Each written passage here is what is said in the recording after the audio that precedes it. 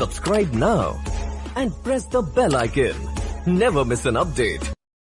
नमस्कार साथियों, वेलकम है आप सभी का शिक्षा सरोकार के इस YouTube चैनल पर। साथियों, हमने शुरू की हुई थी उत्तराखंड एलटी एग्जाम के लिए शिक्षण अभिरुचि की तैयारी हेतु महत्वपूर्ण एमसीक्यूज आधारित चाणक्य सीरीज। उसका आज ये 6वां भाग है। इसके अंदर देखने को मिलेंगे आपको टॉप 15 प्रश्न। अभी तक जिन मित्रों ने 1 से लेकर 5 तक के भाग नहीं देखे हैं, एक बार समय निकालकर 1 से लेकर 5 तक भाग जरूर देख लें दोस्तों। और साथ ही चैनल पर मॉडल पेपर व अन्य शिक्षण अभिरुचि के महत्वपूर्ण वीडियो आपको मिल जाएंगी, उन्हें भी देख लीजिएगा। तो चलते हैं दोस्तों आज के इस भाग में। एक बार मैं सभी मित्रों से अनुरोध करता हूं कि वो वीडियो को लाइक करें और एक बार आज सभी मित्र मिलकर इस वीडियो को अधिक से अधिक शेयर जरूर कर दें साथियों। चलते हैं दोस्तों क्वेश्चन की ओर। जो नए मित्र हैं वो चैनल को जरूर सब्सक्राइब कर लें। प्रश्न नंबर 1, निम्नलिखित में से किस समूह के बच्चों को समायोजन की समस्या होती है? ऑप्शन आपके सामने हैं। ए औसत बुद्धि के बच्चे, बी ग्रामीण बच्चे, सी अध्ययनशील बच्चे और डी कुशाग्र बुद्धि के बच्चे। दोस्तों, समायोजन की समस्या से अधिकांश जो पीड़ित जो बच्चे होते हैं वो होते हैं कुशाग्र बुद्धि के बच्चे, यानी कि उन्हें समायोजन की बहुत ज़्यादा समस्या होती है, कुशाग्र बुद्धि के बच्चे। तो डी ऑप्शन इसका सही होगा। बढ़ते हैं प्रश्न नंबर 2। सूर्य बच्चे के साथ साथ चलता है, उसके मूल्य का अनुकरण करता है और बच्चे की बात सुनता है। यह कथन बालक की किस लक्षण की ओर इंगित करता है? ए ऑप्शन है पराहम केंद्रीयता, बी केंद्रीयता, सी सजीव चिंतन, डी वस्तु स्थायित्व। बताइए दोस्तों क्या होगा इसका सही आंसर? तो इसका सही आंसर होगा केंद्रीयता। सॉरी, केंद्रीयता नहीं होगा भाई, सजीव चिंतन कर रहा है ना। क्या कर रहा है? सजीव चिंतन। तो इसका सही आंसर क्या हो जाएगा? सी सजीव चिंतन। सूर्य बच्चे के साथ साथ चलता है, उसके मूल्यों का अनुकरण करता है और बच्चे की बात सुनता है। तो ये एक सजीव चिंतन, सूर्य को सजीव माना गया है बच्चे के द्वारा। ठीक है, तो ये सजीव चिंतन है, वस्तु स्थायित्व नहीं है। वस्तु स्थायित्व में क्या होता है साथियों? वहाँ होता है बच्चा किसी चीज़ को अगर देखता है और आप अगर उस चीज़ को बच्चे के सामने से हटा देते हैं, फिर बच्चा उसको ढूंढने लगता है, सोचता है कि वो चीज़ यहीं कहीं हो सकती है या होगी। तो ये होता है वस्तु स्थायित्व। तो इसका सी ऑप्शन सही होगा साथियों। बढ़ते हैं प्रश्न नंबर 3। गार्डनर ने 7 बुद्धि का अधिमान निर्धारित किया, इनमें से कौन सा नहीं है? अब साथियों आपको यहाँ पर ध्यान देना है, गार्डनर की 7 बुद्धि कौन कौन से अधिमान उन्होंने निर्धारित किए हैं उनको एक बार देख लेना है। तो ए ऑप्शन है स्थान संबंधी बुद्धि, भावात्मक बुद्धि, अंतर्व्यक्ति बुद्धि, भाषात्मक बुद्धि। तो बताइए साथियों इसका सही आंसर क्या रहने वाला है? इसका सही आंसर होगा ऑप्शन नंबर बी, भावात्मक बुद्धि जैसी कोई बात नहीं की है गार्डनर महोदय ने। स्थान संबंधी बुद्धि की बात की है, अंतर्व्यक्ति की बात की है, भाषात्मक बुद्धि की बात की है। ठीक है, तो भावात्मक बुद्धि की बात नहीं की है। तो ऑप्शन नंबर इसका बी सही हो जाएगा। बढ़ते हैं प्रश्न नंबर 4। सकारात्मक दंड का निम्न में से कौन सा उदाहरण है? सकारात्मक दंड का उदाहरण बताना है मित्रों। ए ऑप्शन है मित्रों के द्वारा उपहास, बी है मित्रों के साथ समय बर्बाद करना, सी मिनमेख निकालना बंद करना, डी उपयुक्त सभी। मित्रों के साथ समय बर्बाद करना ये तो सकारात्मक दंड नहीं हो सकता है साथियों, ये हो सकता है नकारात्मक दंड। तो उपरोक्त सभी तो होगा नहीं और बी है नहीं। तो बताइए अब इन 2 ऑप्शन में से कौन सा आपको सही लग रहा है? तो साथियों इसका सही आंसर होगा ऑप्शन नंबर ए, मित्रों के द्वारा उपहास। अगर मित्र आपके उपहास उड़ाते हैं, मजाक करते हैं, है ना, कि आप अरे क्या ये नहीं कर सकते हो आप, कहाँ लगे हो, बिल्कुल नहीं कर सकते हो, तो इसको आपने सकारात्मक लेना है। ठीक है, तो उनको करके दिखाना है साथियों। तो ऑप्शन नंबर ए इसका सही आंसर हो जाएगा। बढ़ते हैं प्रश्न नंबर 5। जिन बालकों की बुद्धि लब्धि है साधारणतया उन्हें मानसिक न्यूनता ग्रसित की श्रेणी में रखते हैं। बताइए साथियों, कौन से बालकों की बुद्धि लब्धि या कितनी बुद्धि लब्धि के बालकों को मानसिक न्यूनता ग्रसित की श्रेणी में रखते हैं साथियों, ये बताना है। तो प्रश्न नंबर 5 का सही आंसर होगा ऑप्शन नंबर ए, 70 से कम। 70 से कम जिनकी बुद्धि लब्धि होती है उनको हम मानसिक न्यूनता ग्रसित की श्रेणी में रखते हैं। तो साथियों, आपको यहाँ से ये चीज़ ध्यान रखना है कि बुद्धि लब्धि में कितने स्तर तक बच्चों को प्रतिभाशाली, कितने से कितने लेकर के बुद्धि लब्धि वाले बालकों को मंदबुद्धि बालक, है ना। तो इस टाइप से सब कुछ ध्यान रखना है, उसको एक बार जाके देख लेना है। बढ़ते हैं प्रश्न नंबर 6 की ओर। निम्न में से कौन सा अधिगम के पठार का कारण नहीं है? ए ऑप्शन है प्रेरणा की सीमा, बी विद्यालय का असहयोग, सी शारीरिक सीमा, डी ज्ञान की सीमा। प्रश्न को ध्यान से पढ़िएगा दोस्तों।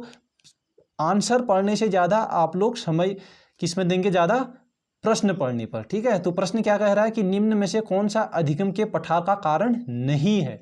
ठीक, अधिगम का जो पठार आता है उसका कारण नहीं है पूछ रहा है। तो प्रेरणा की सीमा, ये तो कहीं ना कहीं अधिगम के पठार का कारण है, ठीक है, ये तो है। बी विद्यालय का असहयोग, सी शारीरिक सीमा भी अधिगम के पठार का कारण होता है। अगर शारीरिक सीमा कुछ आपकी दिक्कत है तो शारीरिक सीमा वो अधिगम का पठार हो सकता है। ज्ञान की सीमा, ये भी क्या है? अधिगम का पठार का कारण होता है। तो बताइए अब क्या ऑप्शन बचा? सी ऑप्शन, ठीक है। तो इसका बी ऑप्शन, विद्यालय का असहयोग अधिगम के पठार का कोई कारण ऐसा नहीं है। तो ऑप्शन नंबर 20 का सही हो जाएगा। 100% सही आंसर है दोस्तों ये, ठीक है। किसी भी आंसर में आपको कोई दिक्कत लगती है, ठीक है, कोई त्रुटि लगती है तो आप ज़रूर कमेंट कीजिएगा दोस्तों। और हाँ, वीडियो लास्ट तक पूरी देखिएगा। पूरे प्रश्नों में आपके कितने आंसर राइट हुए ज़रूर कमेंट करके बताइएगा दोस्तों। बढ़ते हैं प्रश्न नंबर 7। समायोजन से तात्पर्य स्वयं का विभिन्न परिस्थितियों में अनुकूलन करना है ताकि संतुष्ट किया जा सके। ए दूसरों को, बी प्रेरकों को, सी उद्देश्यों को, डी आवश्यकताओं को। बताइए दोस्तों इसका क्या होगा सही आंसर? समायोजन से, ठीक, अनुकूल करना, विभिन्न परिस्थितियों में अनुकूलन करना। बताइए किसकी ओर इशारा कर रहा है? क्या संतुष्ट होगा इससे? क्या दूसरों को संतुष्ट करोगे? नहीं। बताइए क्या करोगे? तो इसका ऑप्शन नंबर डी हो जाएगा सही दोस्तों, ठीक है। ऑप्शन नंबर डी, आवश्यकताओं को, ठीक है। समायोजन से तात्पर्य स्वयं का विभिन्न परिस्थितियों में अनुकूलन करना है ताकि संतुष्ट किया जा सके, आवश्यकताएं उसको संतुष्ट किया जा सके। बढ़ते हैं प्रश्न नंबर 8। आपकी कक्षा के कुछ छात्र अति मेधावी हैं, आप उन्हें किस तरह पढ़ाएंगे? बताइए दोस्तों किस तरह पढ़ाने वाले हैं आप मेधावी बालकों को? ये आपने सब विद्यालय में जब आप शिक्षक बन जाएंगे तो आपको सब ये चीज़ वहाँ करनी है दोस्तों, ठीक। तो बताइए ए कक्षा के साथ पढ़ाएंगे या बी उत्तर कक्षा के साथ, ठीक है। उत्तरोत्तर होना चाहिए दोस्तों ये, ठीक।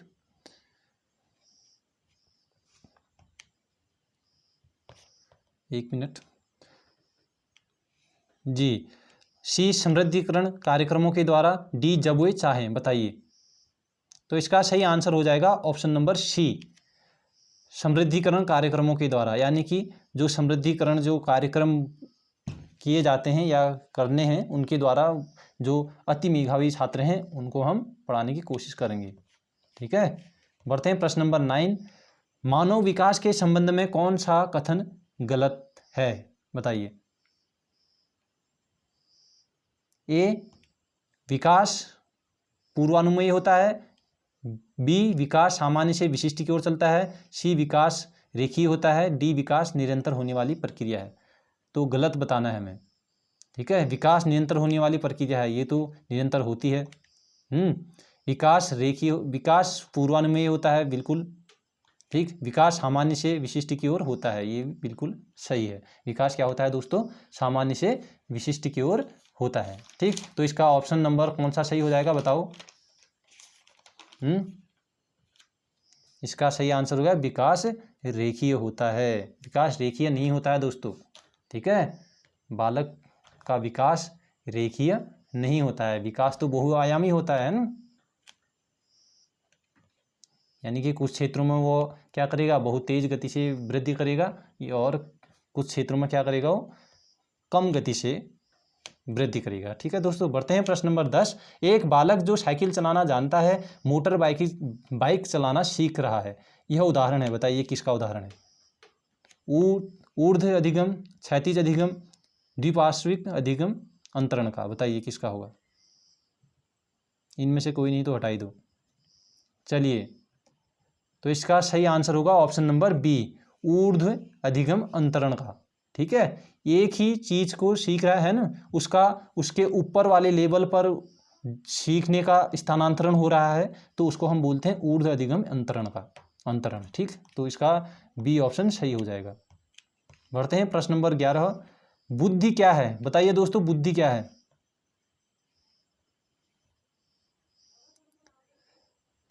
सामर्थ्यों का एक समुच्चय है, एक अकेला और जातीय विचार है। जातीय विचार है, बिल्कुल नहीं है। बुद्धि का ऐसा कुछ नहीं है, तो बी ऑप्शन तो बिल्कुल आपको बस घुमाने के लिए रख दिया है। ठीक, सी दूसरों के अनुकरण की योग्यता है, या फिर डी एक विशिष्ट योग्यता है। बताइए क्या है, बताइए दोस्तों, बुद्धि क्या है।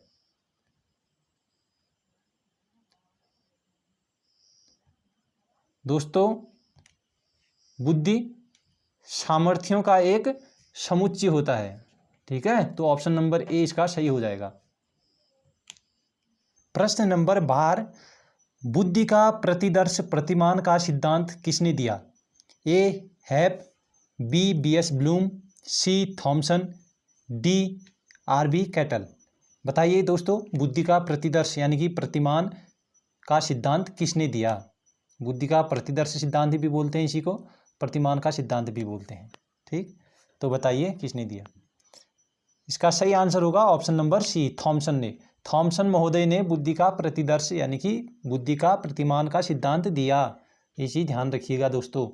ठीक है, अच्छा, हेब ने कौन सा सिद्धांत दिया बुद्धि का, और बीएस ब्लूम ने कौन सा दिया, आरबी कैटल ने कौन सा दिया, ये भी आपको मालूम होने चाहिए दोस्तों। अच्छा, हेब का अगर मैं बता दूं तो हेब महोदय ने दिया है बुद्धि का कौन सा सिद्धांत, क व ख सिद्धांत। सुने होंगे दोस्तों आपने ये क व ख सिद्धांत। ठीक है, और बीएस ब्लूम महोदय का तो आपको शायद मालूम होगा आश्चर्यजनक। ठीक है, सिद्धांत, आश्चर्यजनक सिद्धांत। आश्चर्यजनक मतलब क्या है कि ये बुद्धि जैसी कोई चीज़ नहीं होती है, बोलते हैं ना बीएस ब्लूम। ठीक है, बुद्धि जैसी कोई चीज़ नहीं होती है बोलते हैं, इसलिए आश्चर्यजनक बुद्धि का सिद्धांत बोलते हैं इनके सिद्धांत को। अच्छा, थॉमसन महोदय बता दिया है। ठीक, आरबी कैटल महोदय ने कौन सा दिया। आरबी कैटल तो आप जानते ही होंगे अच्छी तरह से, तरल बुद्धि मॉडल। ठीक है, या फिर इसी को ठोस बुद्धि का सिद्धांत भी बोलते हैं। तो चलते हैं प्रश्न नंबर 13। व्यक्तित्व एवं बुद्धि में वंशानुक्रम की, बहुत इंपॉर्टेंट क्वेश्चन है दोस्तों। कई चैनल मैं देख रहा था कि इसको गलत आंसर बता रहे थे इसका। खैर, उनकी भी कोई गलती नहीं, वो भी कहीं ना कहीं से उन्होंने गलत ही कंसेप्ट बनाया होगा, गलत ही पढ़ा होगा कहीं ना कहीं से, तो हो जाती है गलतियाँ। तो ए ऑप्शन है नाम मात्र की भूमिका, बी है महत्वपूर्ण भूमिका, सी आकर्षक भूमिका, डी अपूर्वानुमेय भूमिका। बताइए दोस्तों क्या होगा इसका सही आंसर। आपने अपना आंसर गैस कर लिया होगा, तो इसका सही आंसर है दोस्तों महत्वपूर्ण भूमिका है, बी।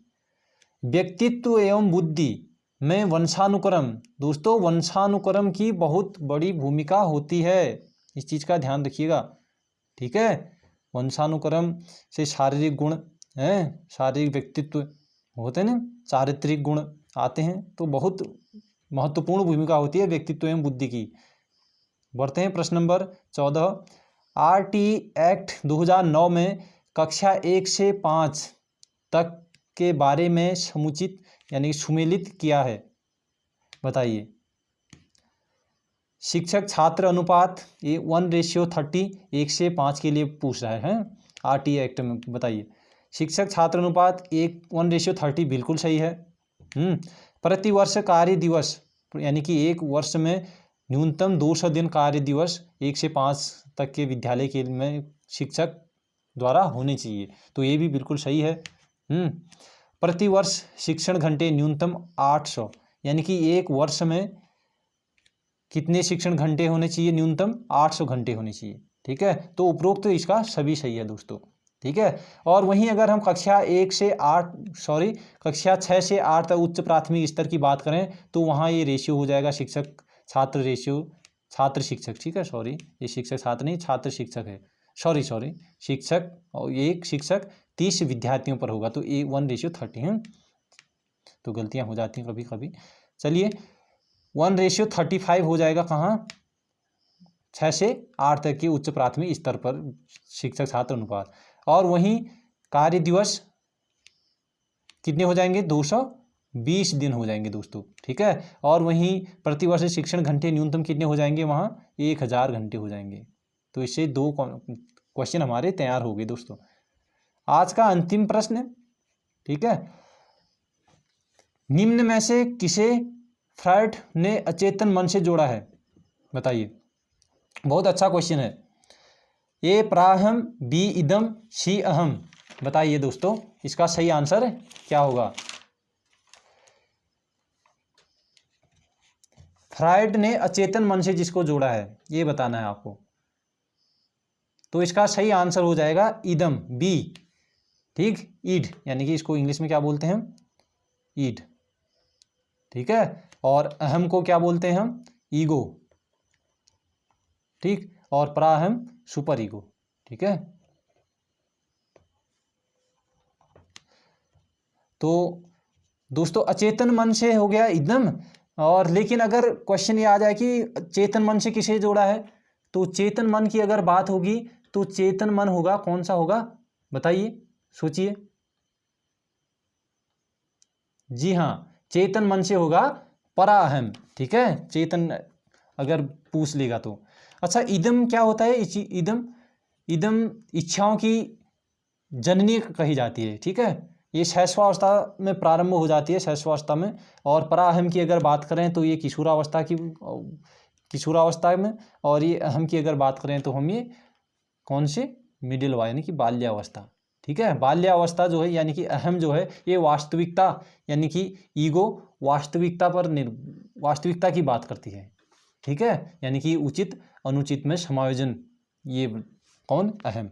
तो दोस्तों अब आप सभी मित्र कमेंट कर दें, है ना, कि कैसी लगी आपको ये आज के ये क्लास, आज के ये क्वेश्चन। और लाइक नहीं किया है तो लाइक कर दें सभी, यदि अच्छी लगी है वीडियो तो। ठीक है, और आप सभी मित्र इस वीडियो को अधिक से अधिक शेयर करें दोस्तों।